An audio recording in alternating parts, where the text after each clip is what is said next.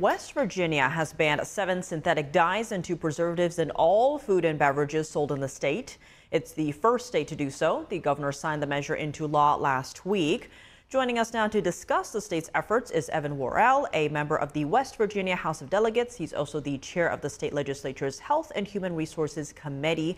Evan, thank you so much for joining us. Great to have you. Now, with West Virginia banning food dyes effective this August in schools and statewide in 2028, how will this work? Do you expect companies to make one version of their product for West Virginia and other states with similar bans and one with food dyes for the rest of the states?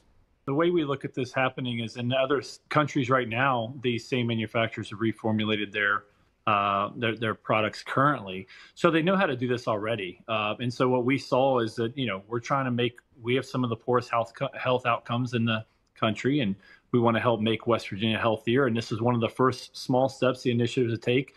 And there's a big study done in 2021 that shows a lot of the problems with these dyes and some of these preservatives. And so, thankfully, I had a cohort of legislators that walked in with me this session, and we said we were going to look to remove these dyes from our school system at first, and then, like you said, in 2028, from the state banning them completely. But we expect the FDA and even the manufacturers to do the right thing and just reformulate their products already. We're seeing a lot of legislation in other states doing the same thing. But we got to make sure we're educating our citizens as well to ensure that they have the opportunities to choose healthier items.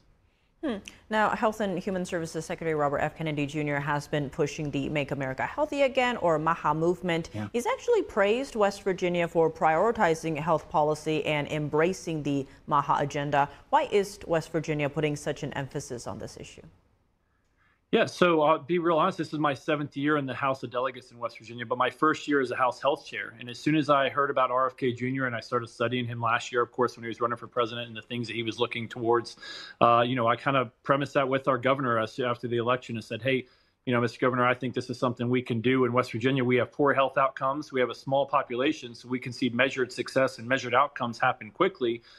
We just need to kind of jump on that train and go down that MAHA movement. And once again, I think about my wife and other legislators' wives who I would consider MAHA moms who are already making these decisions in our homes and really bringing this to light. And I think it's extremely important that we move the needle here. We have to do some things, incremental steps to move the needle to improve our health outcomes in West Virginia. Now, speaking of health more broadly, the CDC says the U.S. has an obesity crisis, with more than 2 in 5 U.S. adults having it, which can lead to serious health risks like heart disease. It is an issue across the country. Do you think there's enough bipartisan support for the MAHA agenda across the country? Can implementing it reduce obesity? So I believe so, and this isn't a partisan issue. We ultimately want our citizens to be healthier, and I think it starts with the younger generation, though. So when we look at the school systems and the food we're delivering them, and also the lack of access to physical education or recess.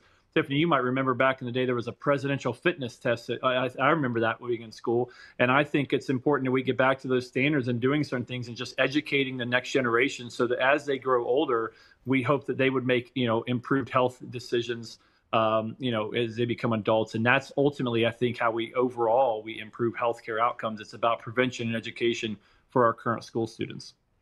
Important topic for sure. Worel, thank you so much for joining us. Tiffany, thank you.